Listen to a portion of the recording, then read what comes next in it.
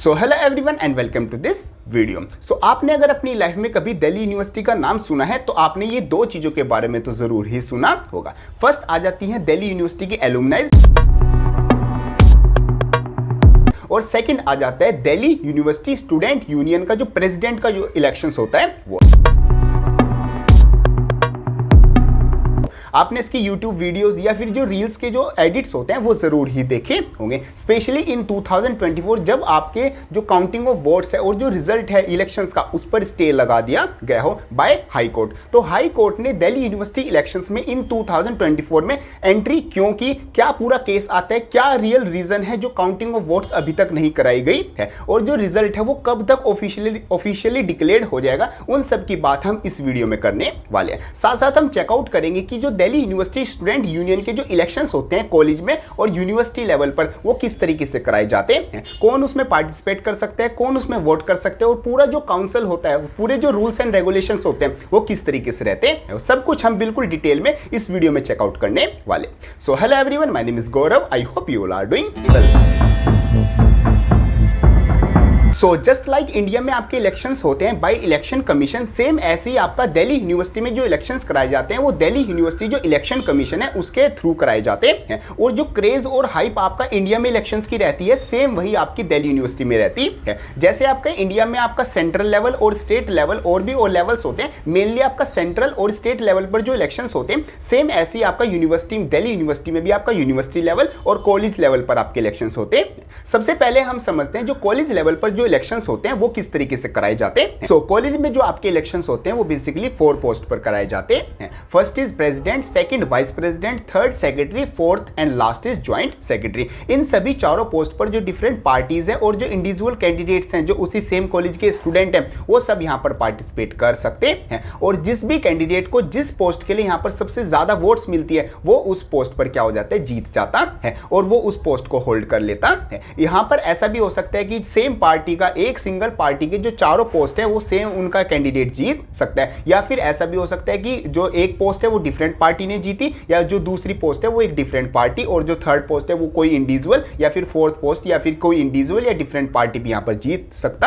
है। मतलब same party भी चारों पोस्ट का जीत सकती है और यहाँ पर मिक्सचर भी यहाँ पर हो सकता है, डिपेंड करता है स्टूडेंट ने सबसे ज्यादा किसको वोट की है। यहाँ पर जो कैंडिडेट पार्टिसिपेट करना चाहते हैं इलेक्शंस में, कॉलेज इलेक्शन में डिफरेंट ये चारों पोस्ट के लिए, यहाँ पर उनको कुछ रूल्स एंड रेगुलेशन और जो एलिजिबिलिटी क्राइटेरिया वो फॉलो करना होता है। वैसे तो जो रूल्स एंड रेगुलेशन और जो एलिजिबिलिटी है वो काफी बड़ी है। यहाँ पर आप जो कोड ऑफ कंडक्ट है और जो दिल्ली यूनिवर्सिटी का इलेक्शन कमीशन का जो पूरा कॉन्स्टिट्यूशन है वो अगर आप पढ़ना चाहते हैं उसका लिंक मैं आपको डिस्क्रिप्शन में प्रोवाइड करा दूंगा, वहां पर आप सारी चीजें पढ़ सकते हैं। बाकी जो बेसिक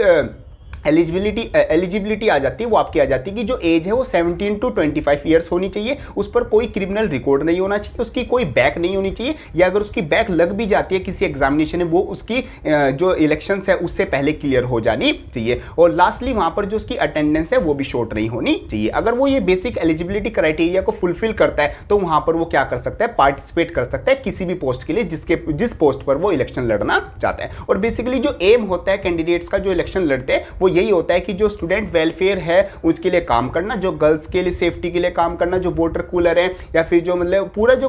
इंफ्रास्ट्रक्चर है कॉलेज का, जो पूरा जो एरिया है उसको मतलब कि अच्छे से संभाल के रखना, यही बेसिकली एम रहता है जिसके लिए वो बात यहां पर करते हैं। सो अब बात करते हैं हम यूनिवर्सिटी लेवल इलेक्शन पर। देखो जो यूनिवर्सिटी लेवल पर जो इलेक्शंस होते हैं उसमें जो पोस्ट होती है वो बिल्कुल सेम होती है जैसे आपके कॉलेज में पोस्ट होती है, first third secretary and fourth is joint secretary. But जो क्रेज और जो हाइप होता है वो मतलब कि बहुत ज्यादा मतलब कि इवन 100 टाइम्स भी होता है इन कंपैरिजन टू कॉलेज। और जो रूल्स एंड रेगुलेशन होते हैं, जो एलिजिबिलिटी क्राइटेरिया वो भी आपका सेम ही होता है। यहाँ पर जो एम होता है वो भी सेम ही होता है कि गर्ल्स की सेफ्टी और जो आपका जो पूरा कॉलेज का इंफ्रास्ट्रक्चर है उस पर बात करना और जो फी हाइक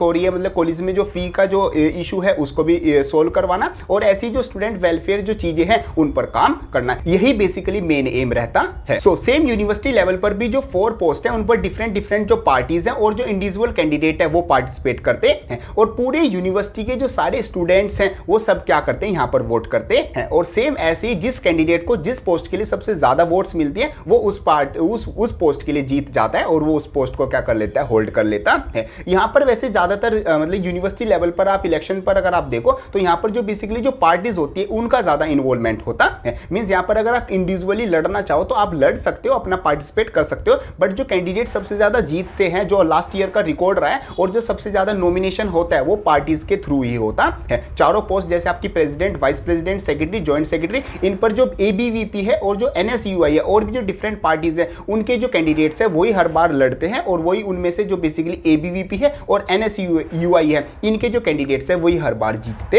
हैं। सो अब हम बात कर लेते हैं कुछ बेसिक रूल्स एंड रेगुलेशन की, जो कि इलेक्शन में जो कैंडिडेट्स है जो इलेक्शन में नॉमिनेट करता है उसको फॉलो करने होते हैं। तो यहाँ पर जो फर्स्ट रूल आ जाता है वो आपका आ जाता है कि जो कैंडिडेट है वो 5,000 रुपए मींस 5,000 रुपीज से ज्यादा यहाँ पर खर्च नहीं कर सकता अपने नॉमिनेशन मींस जो अपना पूरा कैंपेनिंग करेगा उसमें। बट कैंडिडेट्स ने इसका भी लूप होल निकाल रखा है कि 5,000 मैं खर्च कर सकता हूँ, मैं सिर्फ 5,000 ही करूंगा, बाकी जो मेरे टीम मेंबर्स हैं और जो ये सब है बाकी जो भी और खर्चा होता है वो सब वो करते हैं। बाकी रूल्स के अकॉर्डिंग तो ये सही है, बट वो मतलब कि देखो लूप होल इस तरीके से निकाल रखा है। बाकी जो सेकंड आ जाता है कि कास्ट और रिलीजन पर यहाँ पर कोई वोट्स नहीं मांगी जाएंगी, इस पर भी आपने मतलब कि अगर आप इन रियलिटी अगर आप ड्यू में पढ़ते हो तो आपको पता होगा यहाँ पर कैसा होता है। बाकी थर्ड आपका आ जाता है कि मतलब कि किसी को बाइबरी मतलब पैसे देना या कुछ ड्रिंक्स देना ये भी आपका नहीं होगा, बाकी अगर आप ड्यू में पढ़ते हो तो आपको इन चीजों के बारे में भी जरूर पता होगा। एंड जो सबसे मेन चीज आ जाती है जो रूल्स एंड रेगुलेशन में इवन लिखी हुई है वो आपकी आ जाती है कि कैंडिडेट जो बैनर्स होते हैं, जो पैम्पलेट्स होते हैं उनको यूज नहीं कर सकता। जो हैंडमेड बैनर है, हैंडमेड जो पैम्पलेट है वो सिर्फ यूज कर सकता है, जो बड़े बड़े बैनर्स हो गए या कोई ऐसी चीजें होगी उनको यूज नहीं कर सकता। यही जो मेन रीजन बना है इस बार 2024 में जो बैनर्स लगाना, पैम्पलेट लगाना, इस वजह से जो पूरा जो कैंपस एरिया वो पोल्यूट हुआ है, यही मेन रीजन रहा है कि हाई कोर्ट ने क्या किया है इस बार जो 2024 इलेक्शन का जो रिजल्ट है और जो काउंटिंग ऑफ वोट्स है उस पर स्टे लगा दिया है। सो दिल्ली यूनिवर्सिटी में इलेक्शंस किस तरीके से होते हैं, कौन पार्टिसिपेट करता है, क्या उसमें एम एंड ऑब्जेक्टिव होता है और क्या रूल्स एंड रेगुलेशन होते हैं वो तो आपने समझ लिया, बट अभी भी आपके दिमाग में एक चीज आ रही होगी कि इलेक्शन जीतने के बाद मिलता क्या है, कितना पैसा मिलता है और कितनी पावर रहती है। देखो वैसे तो अगर आप पैसों की बात करो तो पैसा यहाँ पर अच्छा खासा मिलता है, बट यहाँ पर जो कैंडिडेट बेसिकली जो यूनिवर्सिटी लेवल पर जो कैंडिडेट यहाँ पर पार्टिसिपेट कर रहे हैं और जो जीत रहे हैं वो पैसे के लिए यहाँ पर इलेक्शन नहीं लड़ते हैं, वो बेसिकली आगे चलकर अपना पॉलिटिक्स में करियर बनाना है और अपनी स्टूडेंट्स में अपनी एक पहचान बनानी है, अपना एक पब्लिसिटी करनी है, उसके लिए यहाँ पर इलेक्शन लड़ते हैं। इवन जो उनको पैसा मिलता है मतलब जीतने के बाद और जो उन्होंने यहाँ पर खर्च किया होता है अपने नॉमिनेशन में, अपना कैंपेनिंग में, अपना रिलीज में, वो ज्यादा होता है और उनको जो मिलता है वो कम होता है। वैसे यहाँ पर जो सोर्सेज ऑफ इनकम होते हैं वो भी काफी ज्यादा होते हैं। इसमें से सबसे जो मेन इनकम का सोर्स होता है बेसिकली जो यहाँ पर प्रेसिडेंट और जो भी पूरा स्टूडेंट यूनियन है उसको मिलती है, वो मिलती है यहाँ पर जो जितने भी स्टूडेंट्स हैं ड्यू के जो भी यहाँ पर पढ़ते हैं वो सब उनको जो आपने देखा होगा आपकी जो फीस स्लिप है वहाँ पर इलेक्शन के मतलब जो स्टूडेंट यूनियन है वहाँ पर आप 20 रुपीज हर एक कैंडिडेट से जब फी वो सबमिट करता है वो लिए जाते हैं। तो ऑन अराउंड दिल्ली यूनिवर्सिटी में 3 लाख स्टूडेंट्स पढ़ते हैं, तो यहाँ पर अगर उसको आप 20 से मल्टीप्लाई कर लोगे तो यहाँ पर 60 लाख जो रुपीज है वो दिल्ली यूनिवर्सिटी की जो स्टूडेंट यूनियन है उसको मिलते हैं। बाकी यहाँ पर काफी मतलब की जो प्रमोशंस हो गए जैसे फेस्ट कराना और ये मतलब कि अलग अलग डिफरेंट टाइप के फेस्ट हो गए और जो इवेंट्स हो गए ये कराना, यहाँ से भी जो स्टूडेंट जो यूनियन है वो कुछ पैसे कमाता है। जैसे मतलब कि जैसे स्पॉन्सरशिप होना, जैसे जस्ट लाइक किसी चीज का प्रमोशन करता तो वहां से भी उनको पैसा मिलता है। बट वो ये जो पैसा है वो स्टूडेंट वेलफेयर में और मतलब कि अपने ऑफिस को और जो पूरा जो इंफ्रास्ट्रक्चर है उसको साफ सुथरा करने में ही वो खर्च करते हैं। सो पैसा उनका मेन एम नहीं रहता है और जो पावर है वो भी उनका इतना ज्यादा मेन एम नहीं रहता। जो मेन एम रहता है वो रहता है पब्लिसिटी, क्योंकि आप दिल्ली यूनिवर्सिटी के अगर प्रेसिडेंट का इलेक्शन लड़ रहे हो या फिर आप यूनिवर्सिटी लेवल पर इलेक्शन लड़ते हो, अगर आप जीतते हो और अगर हार भी जाते हो तब भी आपकी जो पब्लिसिटी है वो बहुत ज्यादा हो जाती है। और आप दिल्ली में मतलब कि किसी काम को अगर कर रहे हो तो पूरा इंडिया आपको देखेगा, जो सारे स्टूडेंट्स है वो आपको देखेंगे, तो यहाँ पर आपकी जो पब्लिसिटी है वो बहुत हाई लेवल पर हो जाती है। और अगर आप जीत जाते हो तो आगे चल के आपका पॉलिटिक्स में जो करियर है उसके काफी रास्ते भी खुल जाते हैं। आप अगर अच्छा करते हो तो आप आगे चल के इंडिया की जो पॉलिटिक्स है उसको भी अच्छे से ज्वाइन कर सकते हो। सो जैसे मैं आपको रूल्स एंड रेगुलेशन बता रहा था वहां पर मैंने आपको एक रूल बताया था कि आप 5000 से ज्यादा जो कैंडिडेट है वो खर्च नहीं कर सकता और जो पैम्पलेट है और जो आपके ये सारे